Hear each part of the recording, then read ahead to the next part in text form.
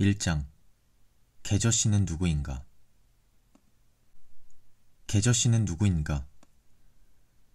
얼마 전부터 여기저기서 계저씨라는 말이 들려오기 시작했다. 개와 아저씨가 합쳐진 말인 것 같은데 어디서 처음 나왔는지는 몰라도 듣기에 그렇게 아름다운 느낌은 아니다. 언제부턴가 빼도 박도 못할 아저씨가 된 나도 이 계저씨라는 말이 신경 쓰이지 않을 수 없었다. 우선 계저씨라는 단어의 어원을 추적해보기로 했다. 계저씨는 특정 조건을 갖춘 40, 50대의 남성을 일컫는 말이다.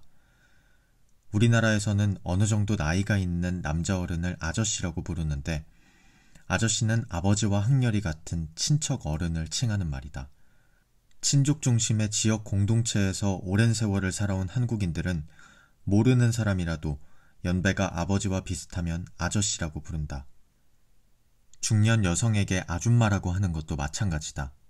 그런데 그 아저씨에 개가 붙었다. 개는 식용목 개과에 속하는 동물이다. 약 1만 년 전 야생의 늑대가 사람의 손에 길들여져 개가 되었다. 이후로 개는 사냥을 돕고 집을 지키며 사람들의 삶 속에 들어왔고 현대사회에서 개는 사람들 곁에서 희로애락을 나누는 친구로 받아들여지고 있다. 그럼 개 같은 아저씨라는 건 친구 같고 좋다는 뜻일까? 개 같은 아저씨. 어째 어감이 영 좋지 않은 것이 그렇지는 않을 것 같다는 느낌이다. 한국에서 개의 의미는 이중적이다. 오수의 개 설화에서 볼 수 있듯이 개는 과거부터 충직함의 대명사격인 동물이고 현대에 와서는 인간의 친구, 반려동물로서의 지위도 갖게 되었지만 우리나라에서 개는 좋지 않은 뜻으로 더 많이 쓰이고 있다. 아마도 농경문화의 전통 때문일 것으로 추측된다. 수렵이나 유목문화에서와는 달리 농경문화에서 개는 있어도 그만, 없어도 그만인 동물이다. 때때로 사냥에도 쓰이고 집도 지킨다지만 농사짓는 사람들이 사냥할 일도 흔치 않을 뿐더러 집을 지킨다고 해봤자 딱히 가져갈 것도 없다. 따라서 농경문화에서 개는 쓸데없는 것, 있으나 마나한 것, 잉여의 의미를 갖는다. 일례로 크기가 자라서 사람이 먹기 별로거나 맛이 썩 좋지 않은 과일에는 게살구, 개복숭아처럼 개가 붙는다. 또한 개는 어떤 말 앞에서 그 말을 더 나쁜 뜻으로 만든다. 집 떠나면 고생이라는 말을 집 떠나면 개고생으로 바꾸면 집 떠나 겪을 고생의 양과 질이 갑절로 나빠지는 느낌이다. 멀리 갈 것도 없이 한국인들이 가장 많이 쓰는 욕이 개새끼다. 이 개새끼는 단순히 개의 새끼를 의미하지 않는다. 한국인이라면 개새끼라는 말에서 귀엽고 깜찍한 강아지나 퍼피를 떠올릴 사람은 없다. 개새끼는 사람답지 않은, 사람 구실 못하는 존재를 뜻한다. 얘를 중시하던 시절 아무데나 똥오줌을 흘리고 다니고 누가 쳐다보건 말건 붙어서 짝짓기를 하는 개는 사람으로서 갖춰야 할 최소한의 자격조차 없는 이들에게 붙는 경멸의 표현이었다. 고로 계저씨의 개는 개새끼의 개라고 추정할 수 있다. 계저씨는 과연 누구길래 이토록 유서 깊은 경멸의 이름표를 달게 된 것일까? 한 사람의 아저씨로서 의문이 들 수밖에 없는 문제다. 나도 어디선가 누군가에게 계저씨로 불리고 있을지 모를 일이니 말이다. 사실 아저씨가 젊은 사람들에게 인기 있기는 쉬운 일이 아니다. 아버지나 선생님 등의 어른들을 비하해서 부르는 꼰대라는 말에서 알 수 있듯이 예전부터 나이든 아저씨에 대한 인식이 그리 좋았던 적은 없었다. 어른들이 젊은이들에게 간섭하고 잔소리하는 것은 어제 오늘 일이 아니었기 때문이다. 구석기 시대 동굴 벽화를 해독해봤더니 요즘 젊은 것들은 안 되겠다는 뜻이었다는 얘기도 있고 기원전 1700년경의 수메르 점토판에도 철 좀 들어라 어린 것들아 라는 말이 새겨진 것이 있을 정도로 기성세대와 청년들의 갈등은 유구하다. 따라서 젊은이들이 매사에 트집을 잡고 가르치려고 드는 기성세대에게 불만을 가지게 되는 것은 당연하다. 기성세대와 후속세대 간의 갈등은 어느 시대와 어느 문화에서나 발견되는 보편적인 현상이다. 하지만 지금 청년들의 계저씨들에 대한 태도는 일반적인 기성세대와 청년의 갈등과는 좀 다른 양상을 보인다. 얼마 전까지도 쓰이던 꼰대라는 말에는 기성세대에 대한 일말의 존중이 남아있었다. 우리 꼰대가 로 시작하는 청년들의 불평은 어른들의 잔소리는 듣기 싫지만 자신들을 생각하는 그들의 마음은 이해해야 한다는 느낌은 있었다. 그러나 최근의 계저씨들에게는 최소한의 이해나 존중도 남아있지 않다. 계저씨라는 악에 바친 칭호에서 느껴지는 것은 오직 경멸과 혐오뿐이다. 계저씨들은 왜 이렇게까지 혐오의 대상이 되어버린 것일까? 계저씨는 최근 2, 3년 동안 급격히 유행하게 된 말이다. 다음 소프트는 2016년 5월, 2011년 1월 1일부터 2016년 5월 18일까지 블로그와 트위터 등 SNS에 올라온 글들을 빅데이터로 분석했다.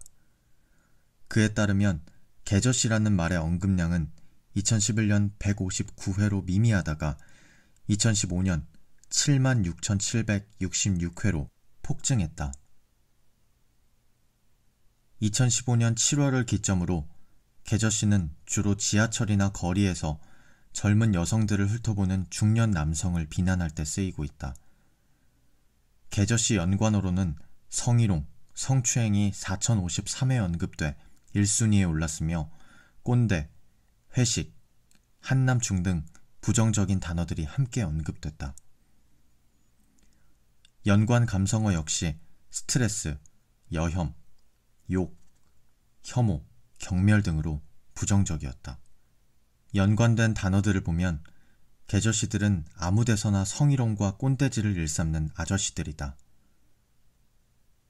회식이 연관된 것을 보니 계저씨들은 직장에서도 많이 목격되는 듯하다. 인터넷에 올라와 있는 계저씨 경험담 중에는 대중교통과 공공시설 외에도 직장에서 상사로 만나는 계저씨 이야기가 줄을 차지한다. 2016년 3월 방영된 SBS 스페셜 계저씨 편에서 계저씨 대표로 등장한 사람도 드라마 미생의 마부장 역을 연기했던 손종학 씨였다. 마부장은 50대 아저씨로 부하 직원들에 대한 아나무인적인 태도와 인격 모독, 성희롱 등을 일삼으며 직장에서의 갈등을 고조시키는 전형적인 계저씨 캐릭터를 보여준다. 아무래도 대학을 졸업하고 막 사회에 진출한 20, 30대 청년들이 가장 많이 접하게 되는 나쁜 아저씨들이 계저씨의 정체일 것이다. 진상 보존의 법칙. 계저씨들처럼 아무데서나 민폐를 끼치고 제멋대로 행동하는 사람들을 진상이라고 한다. 진상이란 상식적으로 이해되지 않는 일들을 저지르는 골칫덩이를 뜻하는데 진귀한 물품을 나라에 바치는 진상에서 유래했을 것으로 추정된다. 아마도 나라에 갖다 바쳐야 하지 않을까 싶을 만큼 희한한 짓들을 하는 인간들을 진상이라 부르지 않았을까 싶다. 진상짓 하는 아저씨들이 많은 것도 사실이다. 그래서 계저씨라는 말도 나왔을 것이다. 하지만 모든 아저씨들이 계저씨는 아니다. 동서고금을 막론하고 일정 수 이상의 사람들이 있는 곳에는 진상이 있기 마련이다. 집단 내의 진상의 비율은 거의 법칙이라고 할 수 있을 만큼 일정하게 유지된다. 실없는 소리 같지만 이 진상 보존의 법칙을 뒷받침할 만한 예가 있다. 베르나르 베르베르의 소설 개미에 소개된 실험이다. 프랑스 낭시 대학의 행동생물학 연구소 연구자들은 특정 조건의 우리를 만들고 쥐 6마리의 행동을 관찰했다. 쥐들이 있는 곳과 먹이통 사이에는 넓은 수영장이 있었다. 먹이를 구하려면 헤엄쳐 건너야 하게끔 만든 것이다. 연구자들은 곧 쥐들의 역할이 나누어진다는 사실을 발견했다.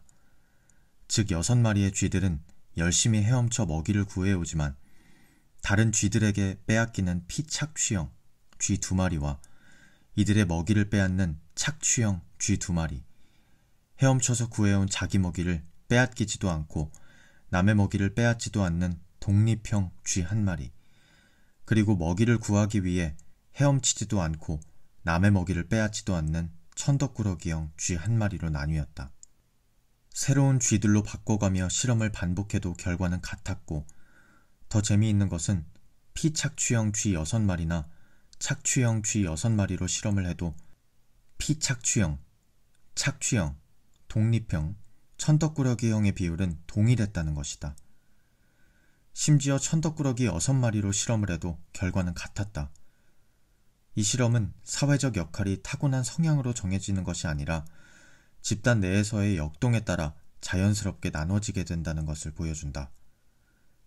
그렇다면 혹시 사람의 경우도 마찬가지가 아닐까? 내가 군대에서 경험했던 일이다. 우리 소대에는 고춧가루로 불리는 진상 말년 병장이 하나 있었다. 보통 제대가 얼마 안 남은 말년들은 군대 일 대신 전역 후 계획을 짜거나 복학 준비를 하며 시간을 보냈지만 이 인간은 달랐다. 기상시간부터 취침 점호 시간까지 사사건건 트집을 잡고 사람을 괴롭혔는데 어찌나 악랄했는지 온 소대원들이 그 인간이 제대하는 날을 손꼽아 기다릴 정도였다. 드디어 그 말년이 제대를 하고 소대에 평화가 찾아오는가 싶었는데 이게 웬일인가.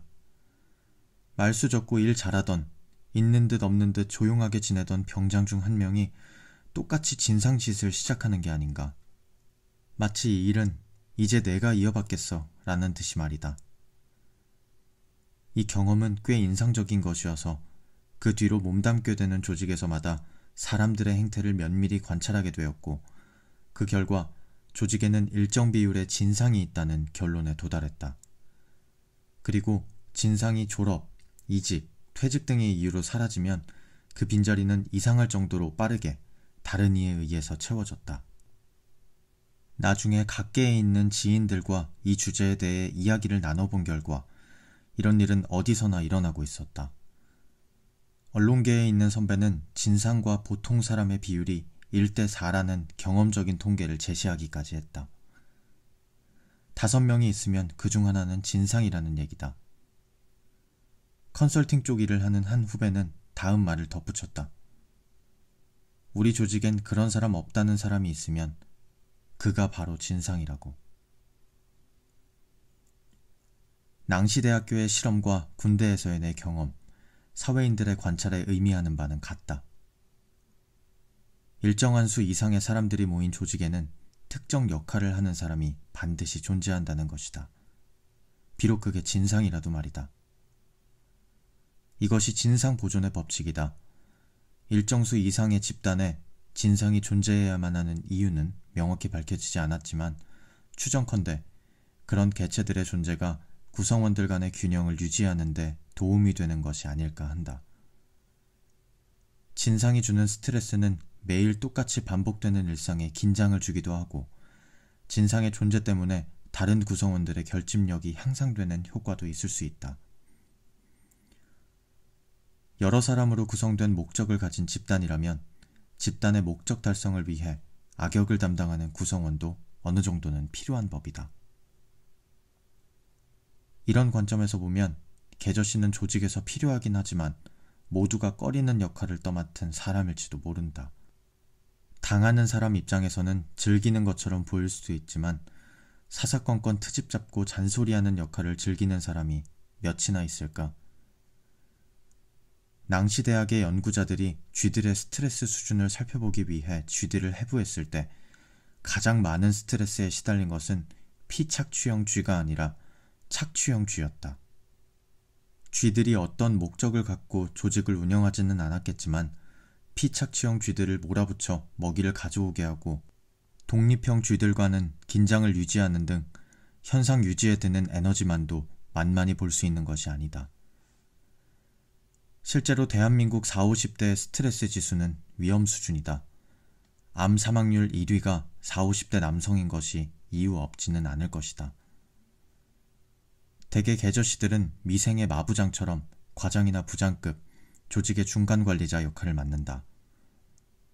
과장이나 부장은 부서를 통솔 관리하여 조직의 성과를 책임져야 하는 위치다. 그들 입장에서 부하 직원들에 대한 참견과 잔소리는 하기 싫어도 해야 하는 업무에 속한다. 한 부서와 업무의 중간 관리자로서 자신이 책임지고 있는 일이 어떻게 돌아가고 있는지는 알아야 할 것이 아닌가. 업무가 낯설고 서툰 후배에게 일을 가르치지 않으면 조직이 안 돌아간다. 그랬을 때 그 책임을 고스란히 떠맡게 될 이들은 중간 관리자인 개저씨들이다. 개저씨들의 잔소리와 꼰대질에 시달려가며 오늘도 죽지 못해 직장 생활을 이어가고 있는 청년들은 시간이 지나 개저씨들의 위치에 섰을 때 그들과 확연히 달라질 수 있을까? 군대 생활의 부조리를 다룬 영화 용서받지 못한 자에서 막 자대 배치를 받은 이등병 승영은 고참들의 구타와 욕설에 몸서리치며 자신은 나중에 절대 저런 고참이 되지 않겠다고 다짐한다. 하지만 자신이 인간적으로 잘 대해준 후임이 계속해서 문제를 일으키고 그 때문에 자신의 입지가 곤란해지자 승영은 예전에 자신이 그토록 경멸하던 고참들과 똑같은 모습으로 후임병을 구타하고 만다. 지금 우리 사회에 존재하는 개저씨들이 모두 사라지면 모든 이들에게 평화가 찾아올까? 전망은 회의적이다. 개저씨 하나가 없어지면 또 다른 개저씨가 그 자리를 채울 것이다. 그리고 언젠가 새로운 개저씨는 당신이 될 수도 있다. 개저씨의 조건, 갑질. 개저씨들의 어떤 행동들은 일종의 필요악이다. 조직의 필요에 의해서 어쩔 수 없이 이루어지는 일들도 있고 조직 문화나 집단 구성원들 간의 역학관계상 불가피하게 나타나는 부분도 있기 때문이다. 물론 부당한 지시나 인격모독, 성희롱 등의 행태는 근절되어야 하겠으나 적어도 그냥 좀 귀찮고 꼴보기 싫은 짓을 한다고 모든 아저씨들을 개저씨로 몰아갈 수는 없다. 우리는 아저씨를 개저씨로 만드는 조건들을 좀 더 꼼꼼히 살펴볼 필요가 있다. 첫째, 불특정 다수의 아저씨가 막연히 개저씨로 불리는 일은 막아야겠고, 둘째, 개저씨는 개개인의 성향이나 자질의 문제가 아니라 보다 근본적인 원인에서 비롯되는 것 같기 때문이다. 이러한 목적을 위해 개저씨의 행동들을 추려내어 일종의 질적 분석을 실시해보았다. 여러 웹사이트나 SNS, 뉴스에서 반복적으로 발견되는 개저씨들의 사례는 다음과 같다. 지하철에서 소리를 질러대는 주정뱅이, 공공질서를 무시하고 남들에게 피해를 끼치면서도 잘못했다는 의식이 없는 진상,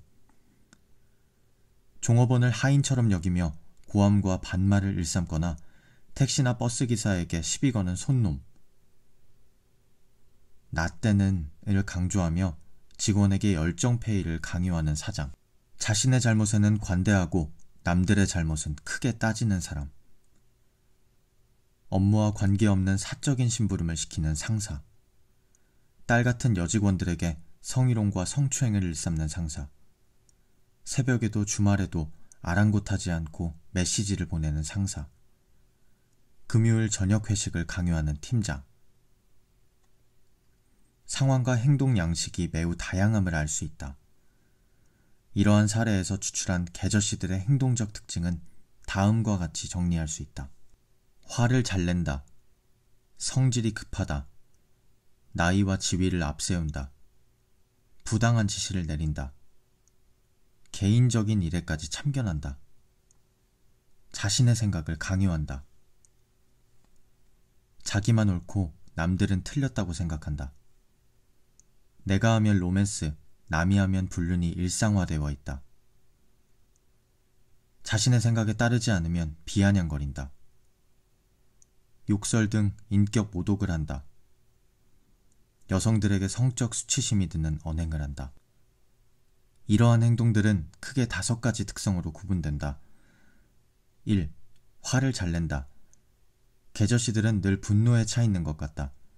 별것도 아닌 일로 시비를 걸고 좋게 넘어가도 될 일을 크게 만든다. 회사에서는 물론이고 가족에게도 화를 내기 때문에 가족과의 관계도 좋지 않다. 가끔씩 매체를 장식하는 분노 범죄를 저지르는 사람도 상당수는 40, 50대 남성이다. 2. 나이와 지위를 앞세운다. 개저씨들은 말이 잘 안 풀리면 너 몇 살이야? 네가 뭘 한다고 그래? 와 같은 말로 자신의 우월한 지위를 이용해서 상대를 깔아뭉개려 한다. 때문에 이들과의 대화나 토론은 불가능하다. 3. 매사에 참견하고 간섭한다.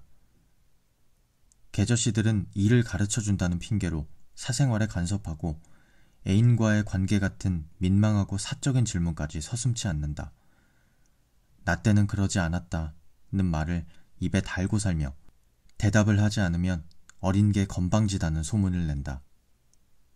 4. 자신의 생각을 강요한다.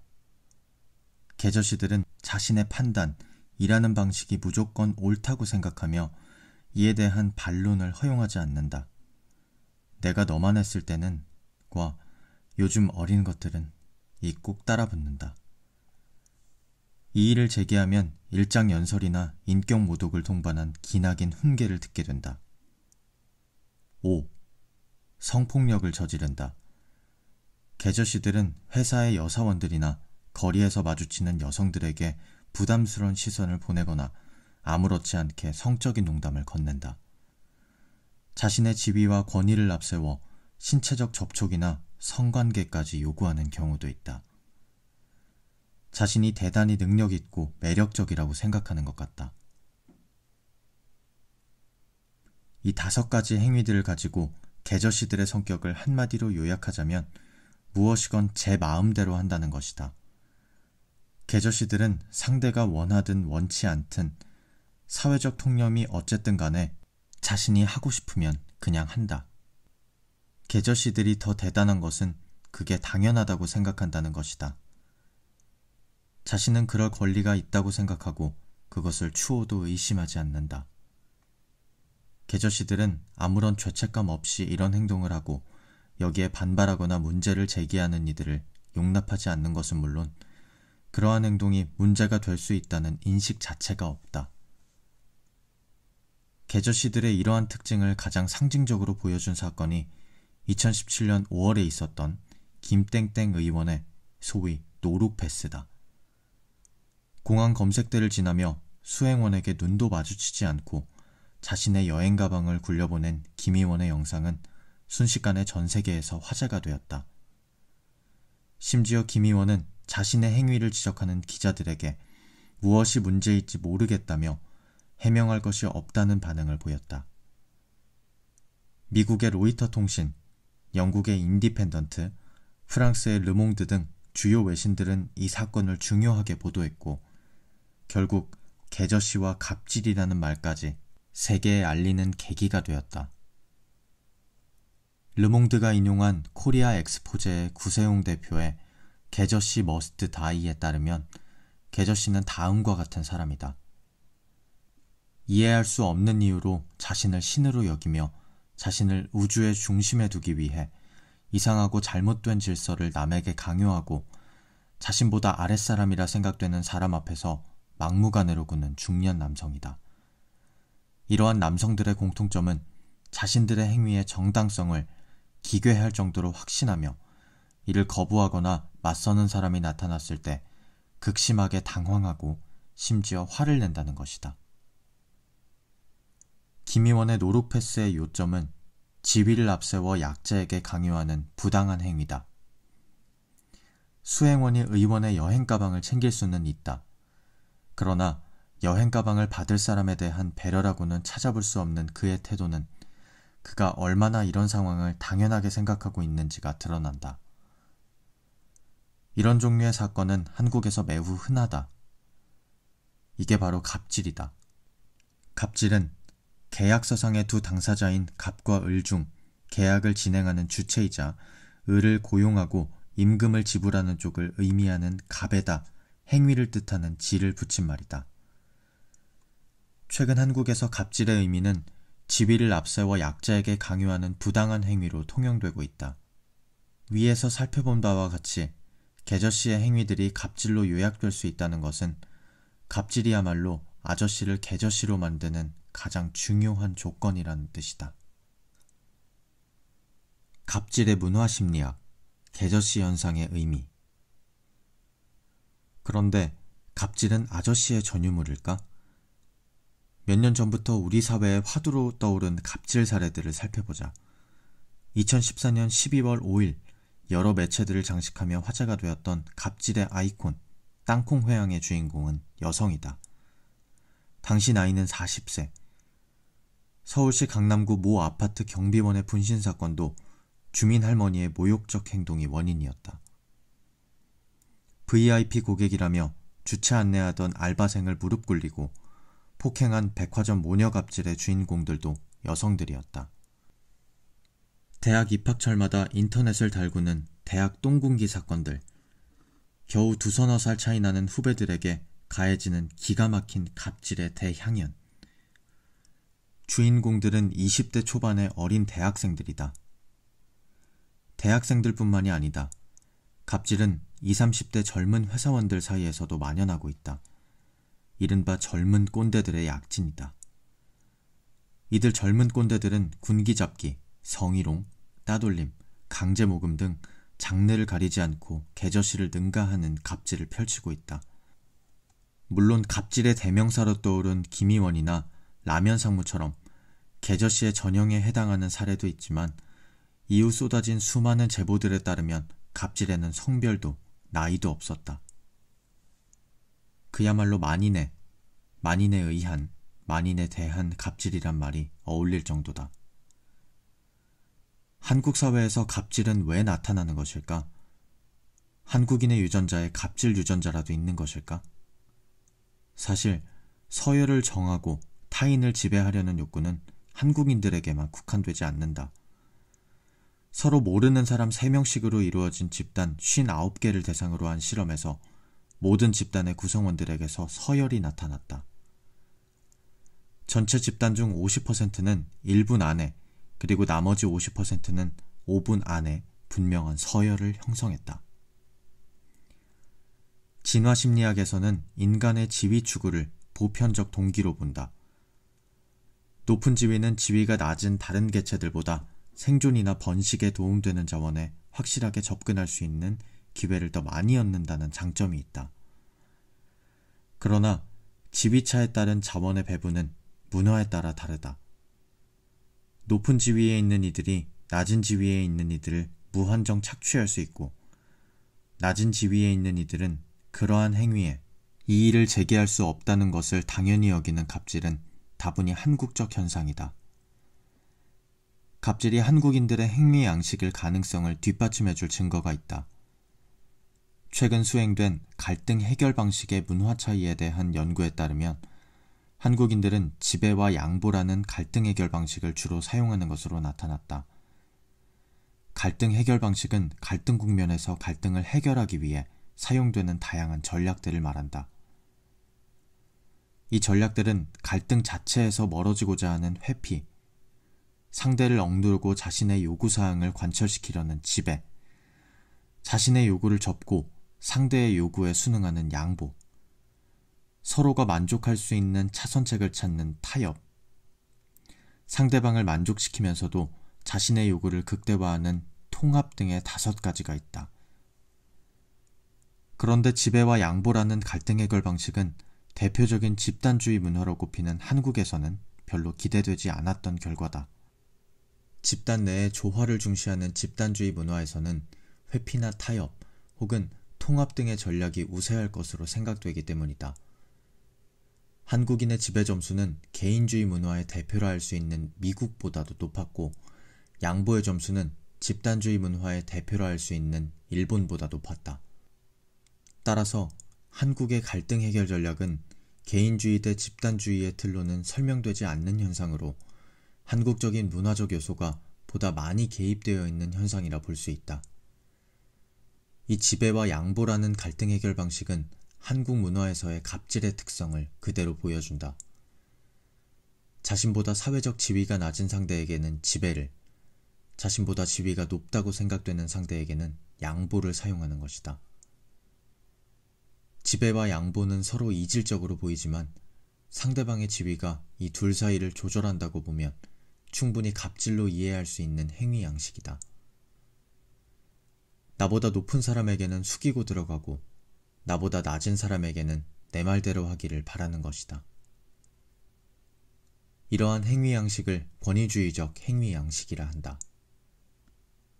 권위주의적인 사람들은 권위가 시작되는 상대방의 지위에 관심을 갖고 그 지위로 상대방과 나의 위치가 파악되는 순간 상대방에게 하게 될 행동의 종류와 범위를 결정한다. 권위주의적인 사회에서 어떤 사람의 지위란 그 사람의 인품과 능력, 그 지위를 가질 자격을 포함하는 개념이다.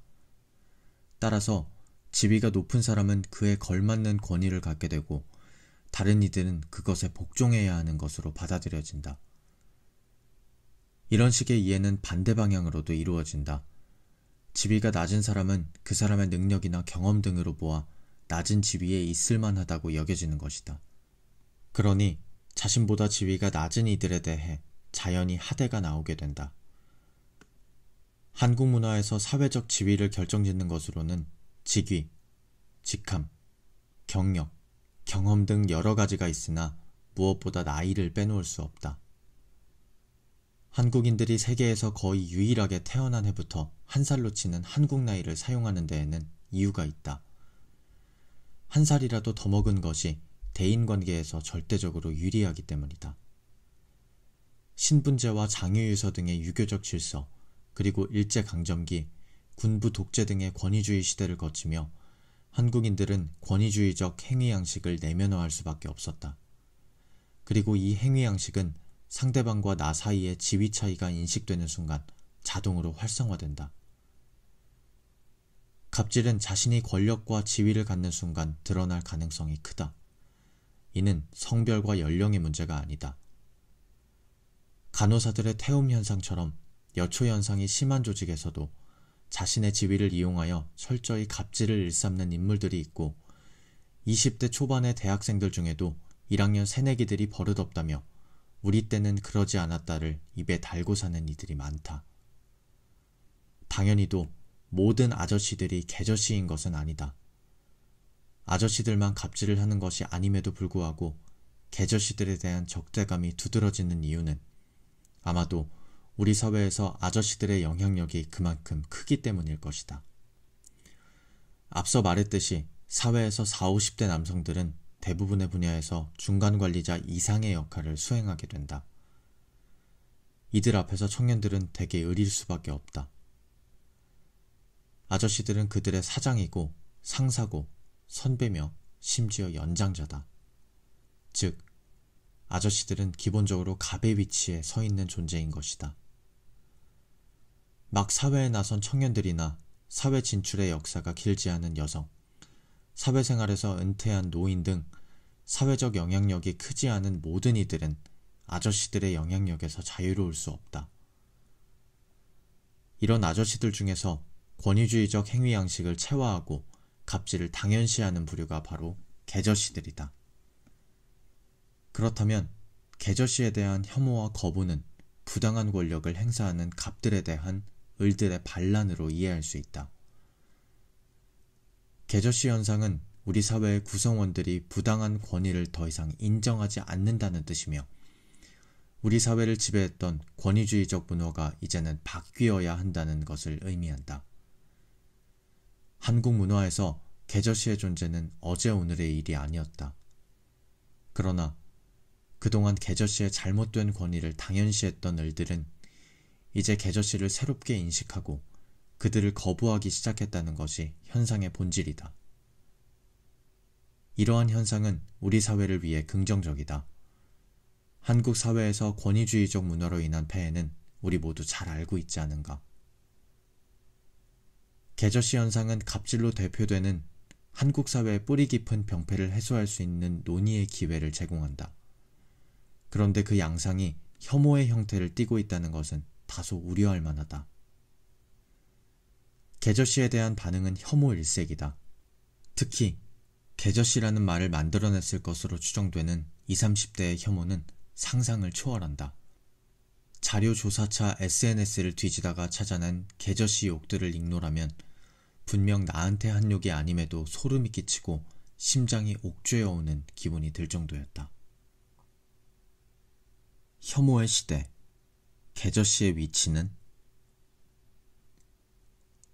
사실 최근 혐오의 대상은 개저씨만은 아니다. 우리 사회에는 언제부턴가 혐오가 만연하고 있는 듯하다. 남녀가 서로를, 청년과 노인이 서로를 혐오한다. 맘충, 빠충이란 말을 들어본 적 있는가? 공공장소에서 자기 아이를 제대로 돌보지 않아 민폐를 끼치는 부모를 일컫는 표현이다. 틀딱충은 노인들을 비하하는 말로 틀딱이란 틀리 딱딱의 준말이고 급식충은 급식을 먹는 중고등학생들을 칭하는 말이다. 바야흐로 혐오의 시대라는 말이 어색하지 않을 지경이다. 요즘 젊은이들 사이에서 많이 쓰이는 극혐이란 표현도 그렇다. 문자 그대로 지극히 혐오스럽다는 뜻의 이 말은 매우 일상적인 맥락에서도 흔하게 사용된다. 맘충 극혐, 틀딱충 극혐뿐만 아니라 날이 더워도 극혐, 밥이 맛이 없어도 극혐, 누가 꼴보기 싫어도 극혐이다. 극혐이란 태도를 점수로 나타내는 척도의 극단에 있는 표현이다. 보통 혹은 그저 그렇다는 존재하지 않는다. 말 그대로 혐오의 일상화라고 할 수 있다. 개저씨 현상 또한 이러한 혐오의 연장선상에 있는 것처럼 보인다. 개저씨들을 혐오하는 이들은 과연 누구일까? 이 의문에 답하기에 앞서 혐오라는 정서의 성격에 대해 알아볼 필요가 있다. 혐오는 두려움, 슬픔, 행복 등의 기본 정서 중에서도 인간의 삶에 가장 큰 영향을 미치는 종류의 감정이다. 정서를 적응에 따르는 생물학적 반응으로 보는 입장에 따르면 혐오는 썩은 음식을 먹었을 때 혹은 감염된 상처나 독충 등을 보았을 때 느껴지는 거부의 반응이다. 즉, 혐오에는 대상에서 느껴지는 불쾌감과 그것에서 기피하고 싶은 느낌 등이 포함된다. 심리학자 로지는 혐오는 오염물의 체내화라는 관념에 초점을 둔 복잡한 인지적 내용을 지니고 있다고 주장한다. 역겨운 대상 그 자체만이 아니라 그것이 몸 안으로 들어올 경우 일어날 수 있는 결과들을 상상함으로써 혐오가 구체화된다는 것이다. 다시 말해 혐오가 강렬한 이유는 혐오를 불러일으킨 대상이 나와 내가 속한 집단의 생존에 위협이 되기 때문이다. 우리가 썩은 음식이나 토사물의 냄새를 맡거나 뱀, 거미, 전갈 등을 봤을 때 어떤 반응이 자연스러울지는 상식적인 일이다. 진저리를 치며 그것을 뿌리치지 않으면 내 생명이 위험해질 수 있으니 말이다. 그러고 보면 땡땡충이란 단어 자체에 이미 혐오라는 정서가 짙게 배어있다. 예로부터 벌레는 인류의 생존을 위협해온 존재다. 사람들은 벌레의 모양을 보거나 생김새를 떠올리는 것만으로도 혐오감이 들도록 진화해왔다. 지역차별, 사자 모욕, 범죄 인증 등으로 사회문제화된 일간 베스트 회원을 일컫는 일배충에서 시작된 땡땡충 시리즈는 한남충, 급식충, 설명충, 맘충에 이르기까지 최근 들어 급속도로 퍼지고 있다. 그러나 땡땡충 중에는 일배충처럼 실제로 사회적 위협을 야기하는 부류도 있으나 설명충이나 진지충처럼 단순히 자신의 선호나 취향에 맞지 않는 이들을 지칭하는 경우도 많다. 혐오의 의미가 대상과 영역을 떠나 불쾌감을 주는 행동 전반으로 확장된 모양새다. 그러나 혐오는 단순한 선호의 문제가 아니다. 독일의 문화학자 빈프리트 매닝하우스는 혐오를 동화될 수 없는 타자성을 거부하는 자기 주장의 고조로 보고 있다. 풀어 말하자면 혐오란 나와 같지 않은 이들과 가까워지는 것을 강렬하게 원치 않는 마음이라는 것이다. 자연히 혐오에는 비하와 멸시, 차별이 뒤따르는데 이는 썩은 음식이나 벌레를 뿌리치고 멀리하려는 동기와 본질적으로 같다. 집단 생활을 시작한 이후로 사람들은 위생상 배설물, 시체, 썩은 음식 등의 불쾌한 물질을 처리해왔으며 비슷한 이유로 혐오감을 주는 특정 집단이나 오염물로 인식되는 것들을 지닌 사람들을 기피하도록 가르친다. 역사적으로 혐오는 특정 집단과 사람들을 배척하기 위한 강력한 무기로 이용되어 왔다. 가장 대표적인 것이 인종혐오다. 히틀러는 유태인을 더럽고 냄새나는 열등한 종족, 독일 사회의 기생충이라 선동했고 노예해방 선언 이후 150년이란 세월이 무색하도록 미국에서는 흑인에 대한 차별이 끊이지 않고 있다. 인간 사회에서 인종 혐오가 사라지지 않는 이유는 어떤 집단에 대한 혐오감을 표출함으로써 내 집단의 우월감을 확인하고 당면한 문제에 대한 불안감을 해소하는 등의 심리적 이점이 있기 때문이다. 어떤 사회에든 불만을 가진 이들은 있기 마련이고 이러한 불만은 가장 찾기 쉬운 상대에게 표출된다. 인종은 피부색, 머리카락, 눈동자 등 외모로 확연히 구분되는 특징 때문에 쉽게 이러한 편견의 대상이 되어 왔다.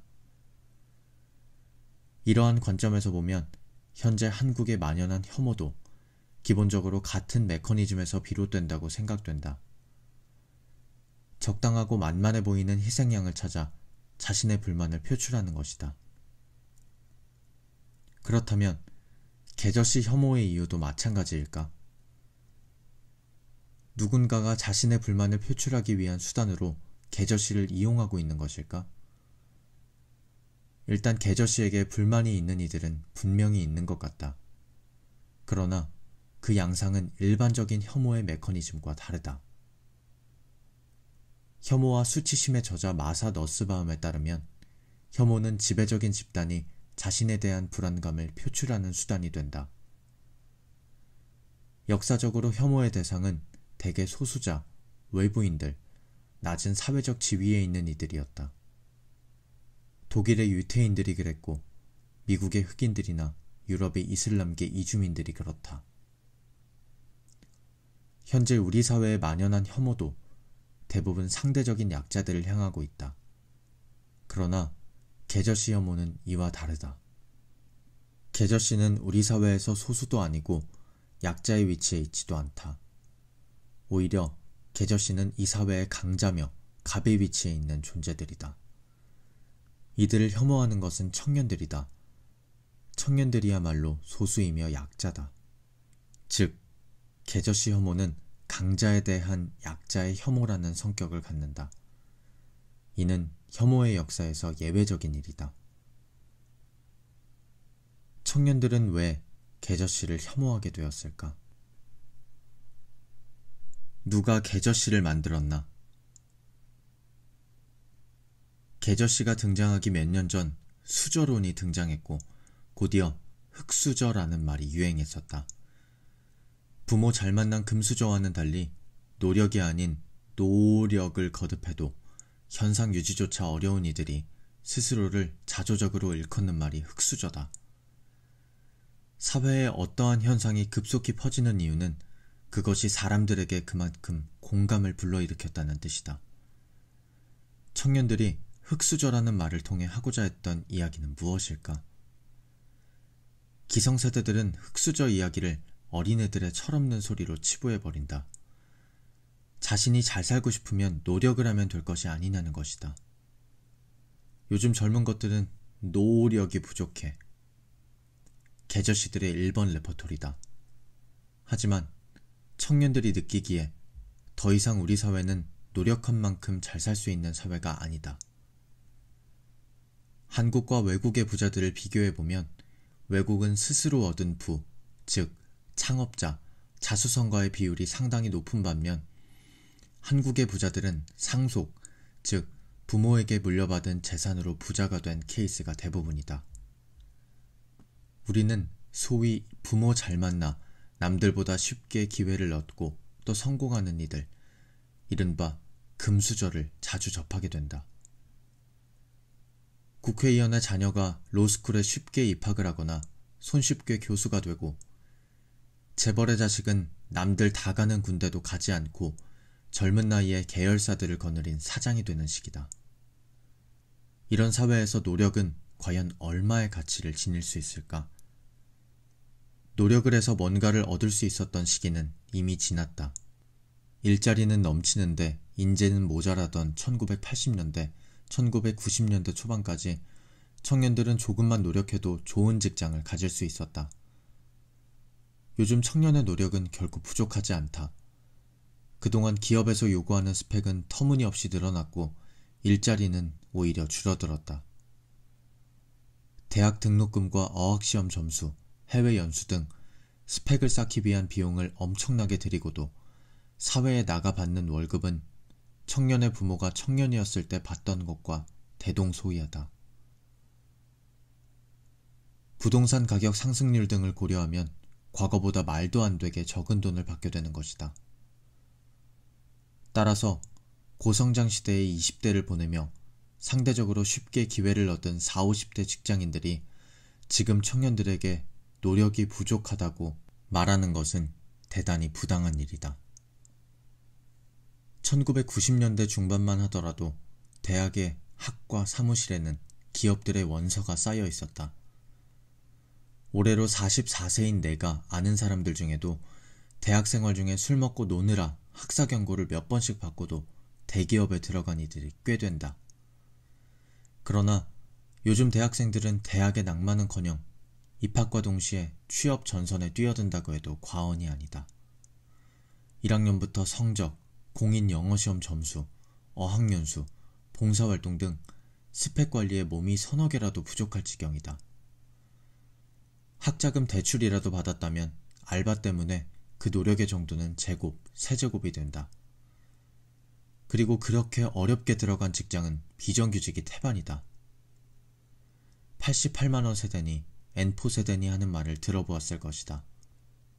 요즘 청년들은 대학에 입학한 뒤 4년 동안을 성적과 스펙 관리에 매달려야 졸업 후 월급 88만원을 받는다는 것이다. 그 돈으로 미래를 꿈꿀 수 있을까? 그래서 나타난 것이 N4 세대다. 연애, 결혼, 출산을 포기한 3포. 3포에 인간관계와 내 집 마련을 포기한 5포. 5포에 더해 꿈과 희망을 포기한 7포. 거기에 건강과 학업마저 포기한 9포.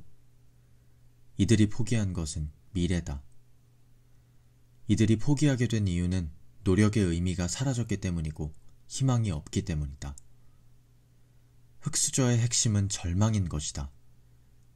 청년들이 스스로를 흙수저라고 부른다는 것은 노력해도 나아지지 않는 현실을 받아들이기 시작했다는 의미다.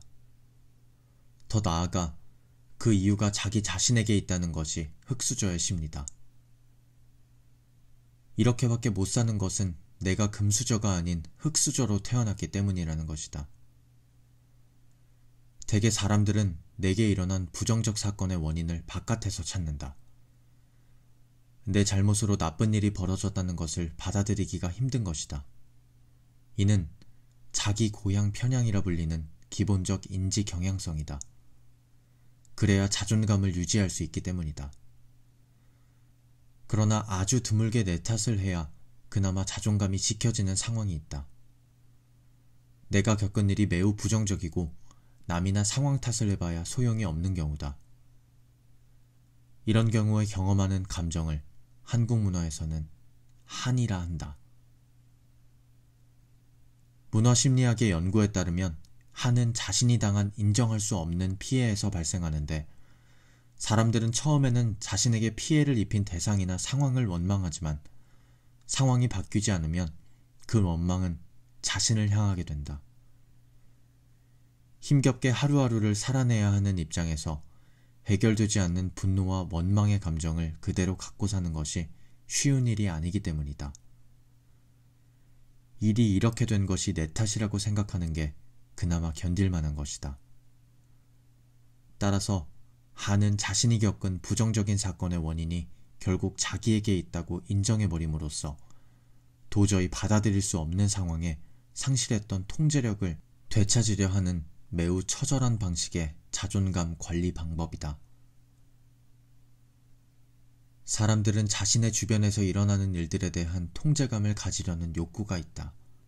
통제감의 욕구는 자존감과 정신건강에도 매우 중요한 영향을 미치는데, 통제감을 가지기 힘든 경우에도 착각적 인지 과정을 통해서라도 통제력을 확보하려 노력할 정도다. 한국 문화에서 한이 수행해온 기능은 이런 것이다. 이런 관점에서 흑수저 계급론은 이 시대 청년들의 한이라 할 수 있다. 청년들은 아무리 노력해도 극복할 수 없고 아무리 이해하려 해도 받아들여지지 않는 현실 앞에서 자신이 불행한 이유를 스스로에게서 찾음으로써 그들에게 주어진 현실을 받아들이는 중이라는 뜻이다. 최근 유행하는 말 중에 탕진잼이란 말이 있다. 학자금 대출 갚으랴, 생활비 벌랴, 빠듯한 자금 사정이지만 쓸 수 있는 돈은 다 써서 재미를 찾겠다는 말이다. 한 달에 10만 원도 안 되는 돈으로 살면서 한 잔에 6, 7천 원 하는 커피를 마신다든지 인형 뽑기에 10,000원 가까이 써버린다든지 하면서 청년들은 현실에 조금씩 익숙해져 가고 있다. 이것은 대단히 부정적인 징후다. 미래를 포기하면 상황을 바꾸려는 노력 대신 현실에 침잠하게 된다. 이러한 현실에 있는 청년들이 보는 40, 50대 남성은 어떤 존재일까? 계저씨가 혐오의 대상으로 떠오르면서 사실 아저씨들은 많이들 억울해했다. 직장에서의 역할, 가장으로서의 부담감, 가족으로부터의 소외 등등 아저씨들도 할 말이 없는 것은 아니기 때문이다. 그러나 아저씨들의 그런 억울함에 대해 청년들은 더욱더 큰 혐오를 드러냈다. 자기들이 미움받을 짓을 해놓고 어디서 감성팔이를 하냐는 것이다. 그러던 중 어떤 글에서 그들의 계저씨에 대한 혐오가 어디에서 비롯되는지 짐작할 수 있는 단서를 찾을 수 있었다. 무려 8가지 항목에 걸쳐 조목조목 계저씨들을 비난하고 있는 그 글은 추호도 계저씨를 동정할 필요가 없다면서 계저씨란 가정에서나 사회에서나 제일 많이 심하게 민폐 끼치는 기득권인데 라는 말로 끝나고 있다. 그 글에서 내 눈을 사로잡은 것은 민폐보다도 기득권이라는 단어였다. 그 말로부터 나는 비로소 청년들이 계저씨들에게 보이는 태도를 이해할 수 있었다. 계저씨는 청년들이 갖지 못한 모든 것을 가진 존재다. 계저씨들은 내가 그토록 갖고 싶었으나 끝내 가질 수 없는, 그리고 없을 것들, 직장, 직위, 돈, 집, 차, 가족, 아이 등등을 가지고 있다. 자기들은 그렇게 갖고 있으면서 내가 가지려는 것은 방해하는 이들, 뿐만 아니라 내가 갖지 못하는 것이 나의 노력이 부족하기 때문이라고 비난하는 이들. 계저씨라는 말에는 청년들의 원망과 분노가 켜켜이 쌓여 있다. 좌절된 욕망, 가진 자들에 대한 부러움과 분노는 엄습해오는 정체 모를 두려움을 만나 혐오로 폭발한다. 그들이 가진 것을 나는 끝내 갖지 못할 것이라는 두려움. 이것이 계저씨 혐오의 실체다.